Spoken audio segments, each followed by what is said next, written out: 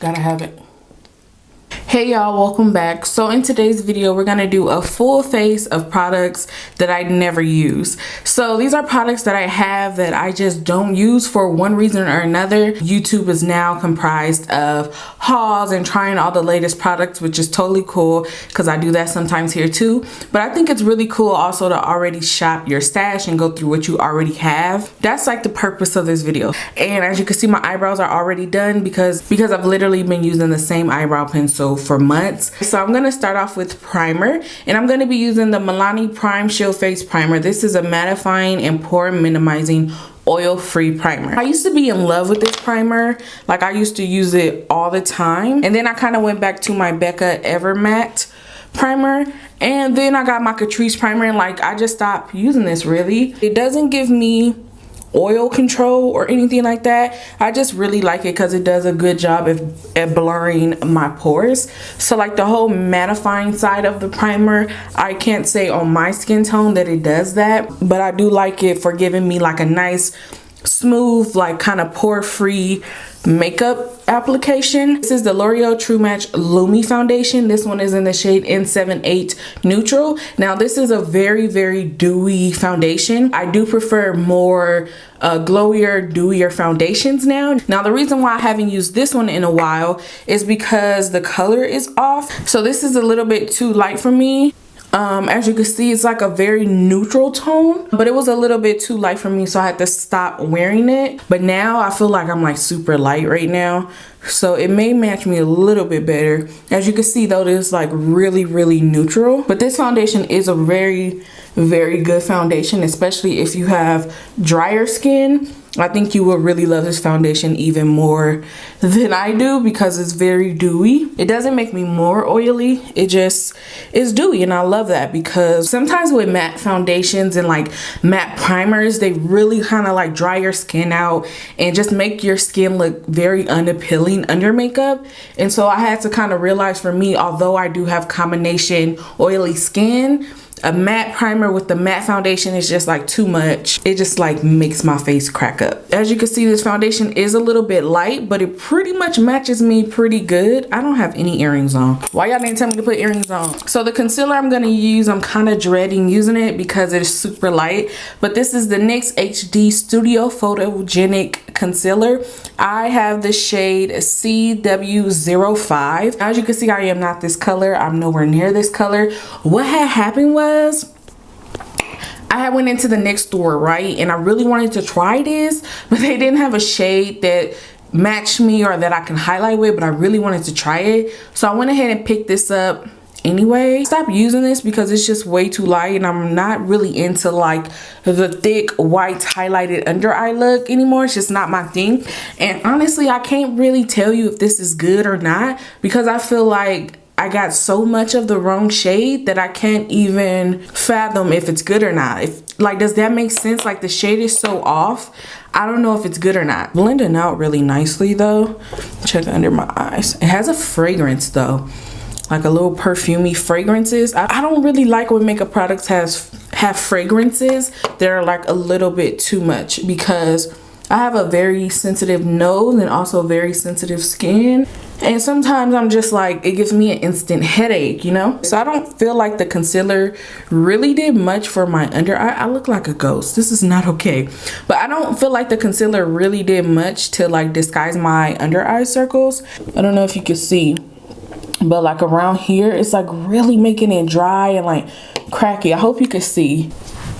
Kat Von D Shade and Light palette. So I haven't used this in a long time just because I really do prefer my Black Radiance highlight palette. But another reason I don't really reach for this is because this palette only comes in these shades right here. So you don't really get a lot of options if you're deeper toned. Now the only shade in here that I can use is this one right here. And then of course I can use the powder. But another reason I don't use this is because it's like, why not come out with multiple shades to cater to every skin tone? Not a lot of people can use this, you know? So that's another reason I don't use this. But the formula is very great. The powders, like everything is spot on. It's just, I have some qualms with it, and that's why I don't really use it too often. And I think, you know, certain companies need to know that everyone wants to try their products, you know? especially like when you do YouTube. There's so many products that I would like to try, or so many makeup brands, but I can't because they don't make shades deep enough for me, or the shades they do make deep enough for me, it's just kind of like an afterthought. And then by then I don't even want to try your brand or use your products because I'm like, well, you don't care if I use them anyway, right? Next, I'm gonna bake my face, and this is a product I have not touched a long time. This is the Black Radiance True Complexion Loose Setting Powder, and it's not my fave, so I don't like, it's just so, I hope the camera's picking up all of this. It's so messy, like this thing, like this powder in here gets everywhere. It's all over my desk. So I'm just gonna reach in here and put this down under my eyes. I just really prefer my Sacha Buttercup. It's getting all in my mouth. This powder, it's getting all in my mouth. So it's setting my forehead really nicely, but it is so messy and gets everywhere. I could literally taste this product in my throat. So messy, look at this. Ugh. So moving on to the eyes, the two palettes that I have not used in literally maybe like a year are these two Morphe palettes. I have the Morphe 350 matte and 350 shimmer palettes. I was obsessed with these mainly because my makeup collection, my eyeshadow collection was really small at the time. So these were like really my only main palettes at the time I got these. So of course these are all I use, but literally from then on I've got so many palettes that I like more and just are smaller and more compact. So I haven't used these in a while, so I knew that these were the palettes that I was breaking out for this video. Here is how the 350 shimmer looks. It's really pretty. I mainly use the shades that's over here, so like the 3 rows from here is like my jam, but all of this other, like these browns and stuff, they're just eh. And then this one is the 350 matte. It's pretty on this side over here, but this side, like the first 3 rows once again from this side, are my jam. This like orange shade right here, so we're gonna put that in the crease. These are actually the only palettes I own from Morphe. I haven't tried any of like their newer things or anything like that. Morphe is so popular on YouTube, and like so many people are affiliated with them and use them, that I feel like there's so many other brands that I can like try to use in my videos other than like what's already talked about. Let's go in with this dark brown shade here, and I'm going to use that same brush and put it kind of like in the outer portion. So now I'm going to go into the shimmer palette. This shade right here used to be my jam. I used to love this one, and like this orange shade over here I used to love a lot. But let's see, I'm really trying to do something simple because I really don't want this video to be too long, and I'm already 20 some minutes in. Looks pretty. Doesn't swatch too good. This copper shade was my favorite because I used to feel like it was the most pigmented. Do you guys see that? Yeah, this one is way pigmented than the orange. Way different. Shade right here. And I'm gonna put it on my finger. See how pigmented that is? Now some shades are like hit and miss in here, and some shades are very potent and pigmented. This one being one of the pigmented one. It's a really pretty color. Oh my god, that's pretty.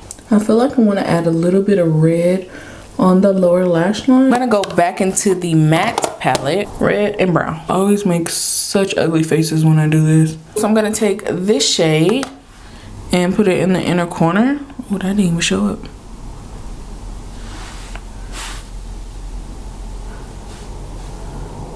I guess. So that's the eyeshadow look. So now I'm going to dust this powder away, and y'all know I love to dust it with another powder. So I'm going to be taking this Black Radiance pressed powder. This is an oil-free formula with a matte finish. So the powder is really good, but ever since it crumbled, I'm just like less inclined to use it because I don't want to have to go through all of that, you know? That powder just made my under eyes very smooth. So getting into blush, I'm going to be using this BH Cosmetics Floral Blush Duo Cheek color. This is in the shade Caribbean Coral.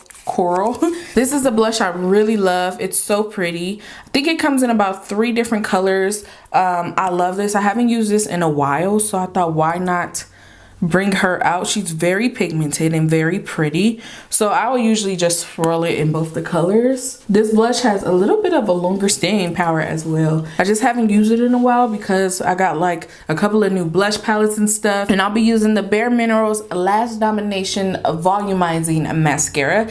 I have the little sample size. Now I loved this mascara. It's very, very, very great, but like I don't buy high-end mascaras anymore just because I feel like the drugstore has so many nice mascaras. Like L'Oreal makes some of the best mascaras you could ever buy, as do Maybelline. Essence, their Lash Princess, the one I've been using nonstop, that mascara is bomb. It's like $4.99. So for highlight, I'm gonna be using this. This is the BH Cosmetics Spotlight Highlighter. So it comes with these 6 colors. So I remember I bought this. I actually did a review on this product on my main channel back when I used to do beauty videos over there, and I didn't really like it. I've continued to say I don't really like it. I really like it for inner corner highlights though. It looks super pretty, but I just have not used this in forever because I've gotten so many highlights since then, so many highlighter palettes that honestly I just kind of forgot about this, honestly. So Radiance is a little bit more bronzy and Vivid is more pinky, and this highlighter palette is very powdery,